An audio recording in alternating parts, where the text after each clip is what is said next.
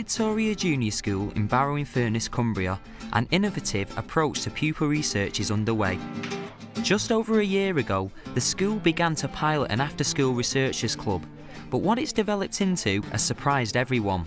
I was invited to a presentation by some secondary students who'd been carrying out a research project, and I was very impressed by the high level of the research skills and the information that they were able to provide in their final report, and thought, wonder if it'd be possible to do this with primary age children. I contacted the Barrow Excellence Cluster to see whether there was any opportunity for children of our age to work with a researcher, and fortunately the opportunity came about to work with Katie Carr, and so we decided to initiate the research as an after-school activity for our children.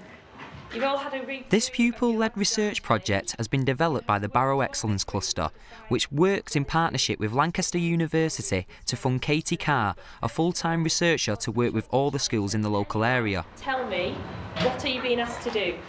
For me, the aim of pupil-led research is about pupil voice, so it's a way to enable the children to feed into the decisions which are going on in their school which affect their learning.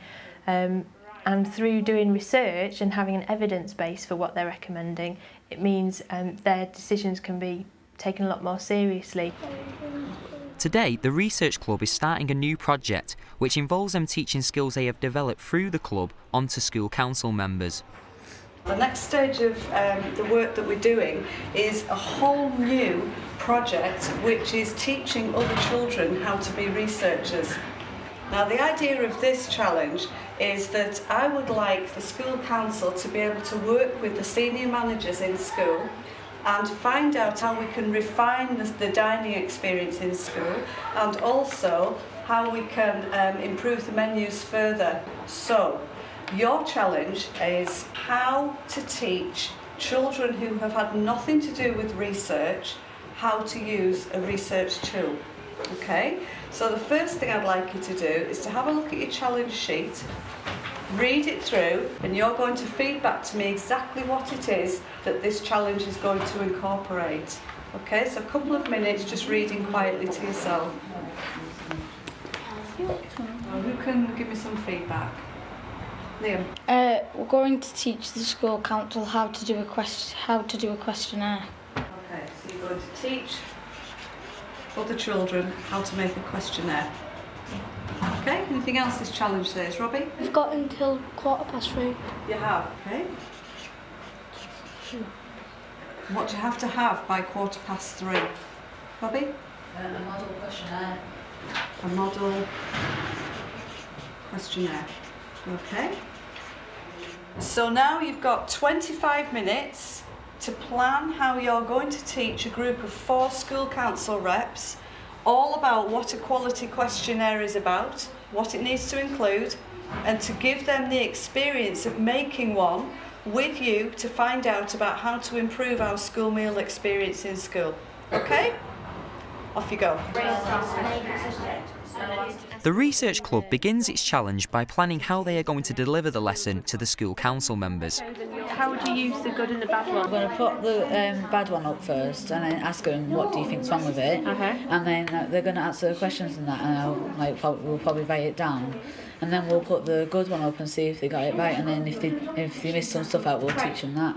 That's fantastic. So you'll be checking their understanding during the session. If they know anything about questionnaires. Brilliant. Excellent. Does everyone think that's a good idea? Yeah. Do you think you should do that at the beginning of the session or at the end? Beginning. Because once they've seen a questionnaire and they've seen like the mistakes that they can't make, then they know that the things they've got to look out for. Brilliant. So has anyone got any other ideas on what they might have to include? Do you think we should read this out first and give it to them as well? So give it to them and then we read it out. Then give them a questionnaire to fill out, the wrong one and the right one. Then they can decide what's wrong and what's right about it. And then what they want to put into the questionnaire, what detail and what they want to find out. Different questions. Okay, so how do you think is going to be the best way to find out from the school council what questions they want to ask? With the planning done, it's time for the researchers to deliver their lesson to the school council members. This group has decided that the best way to teach the council members how to make a questionnaire is to highlight what makes a bad one, so they can avoid these mistakes when making their own. Okay, excellent. Now, Rory and Katie got the bad one, and Heather and Holly got the good one, right? So, Rory, what are the bad pointers on the questionnaire? So what makes it bad? Well, it doesn't tell you what to do, either tick the boxes or underline what you think. Right, so go and highlight that if you want. Where would you put the instructions? Up at the start, you put please, tick the box or underline the option you would choose. What else? You could put this is a questionnaire about recycling, please answer the following Question. Introduction, that's good. Yeah. Right. And then we also said you could put the question in red and then the answer in red and that one in blue, so you know which question for which answer for which question. Right. Yeah. Well done.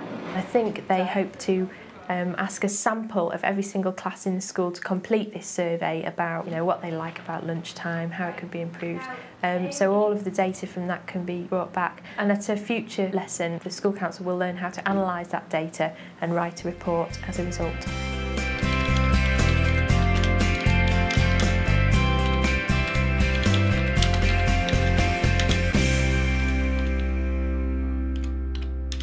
What started out as an after-school club has been quickly introduced into the everyday curriculum. Take this Year 5 class for example. They are now using research and data to back up their arguments in this parliamentary-style debate. Okay children, we've been recently talking about how we can research things and how we can use mathematical data and graphical representations of that data to help us in our research. So today we're going to have our parliamentary-style debate about a question that Harrison and Kyle came up with. I think you boys decided what it is you wanted to research. Do you want to let us know, Kyle, what the question is that you wanted to research? Does behaviour improvement improve behaviour in our school? For this debate, the children surveyed the children in the school to find out what they actually think of the school's behaviour improvement plan. What we are doing today is to see how behaviour improvement improves behaviour. Bobby. People don't like behaviour improvement because the teachers think that it makes them good pupils, but it doesn't, because it just makes them angry. Thank you very much, Robbie. Behaviour improvement does improve behaviour because children who go in behaviour improvement realise it's not a good place to be and start being a good pupil. I think that we should stop behaviour improvement because some people are just getting angry and mad when they get in behaviour improvement. Instead of just teaching the children about graphs and telling them how they should be speaking and listening, we're handing it over to them. We're saying, what would you like to debate? So they come back with a subject there. They're very interested in the behaviour improvement system we have in Victoria Juniors and whether or not it's effective. So then we just give them a little guiding hand as to how they could represent that and the evidence they could use to back up their arguments, and they take it away. I've noticed that the children have become a lot more independent. They've started to question things for themselves a lot more. In the past, they may have just sat in a lesson and waited for the teacher to tell them what to do and to an extent what to think. Now they're thinking for themselves. This is making lessons a lot more exciting and engaging. Hi, yeah, I'm just phoning in to inquire whether a nutritionist will come into school.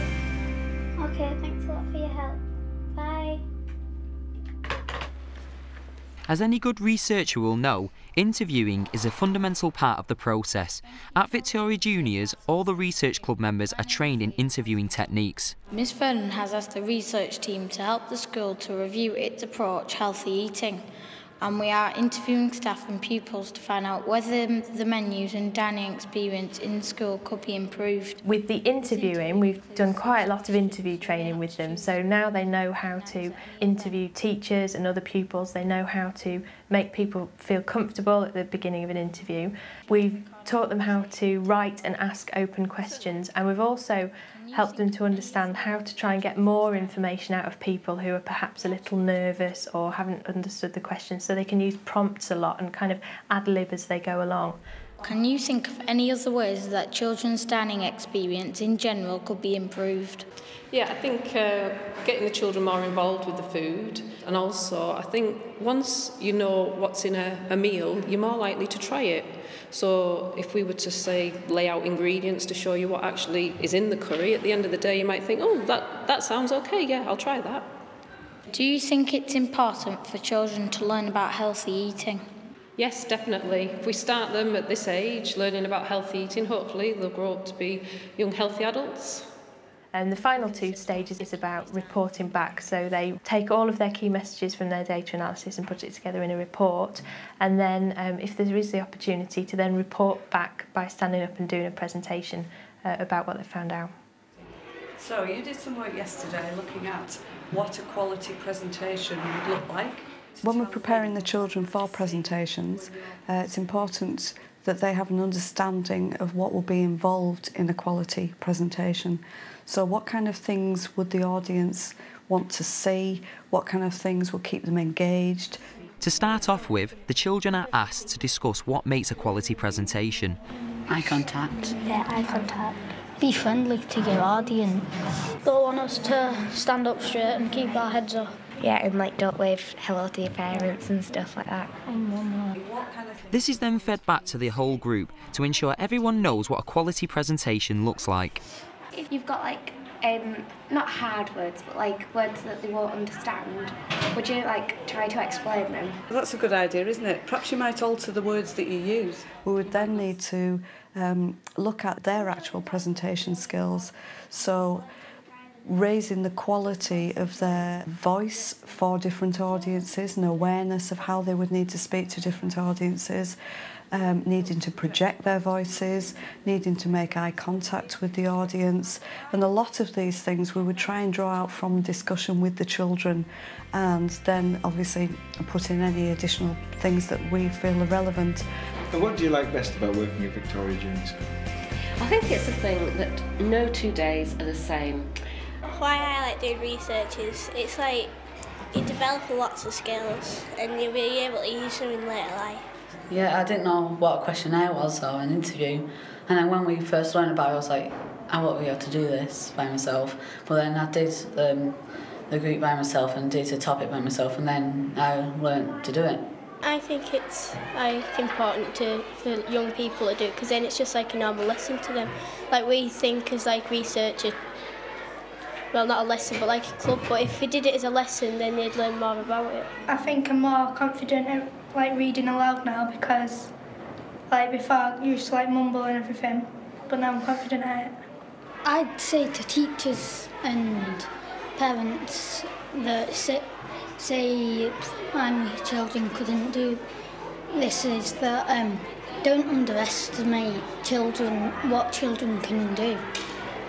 I would have to laugh when people said that children at this age can't carry out research. They've proved that they can carry out research.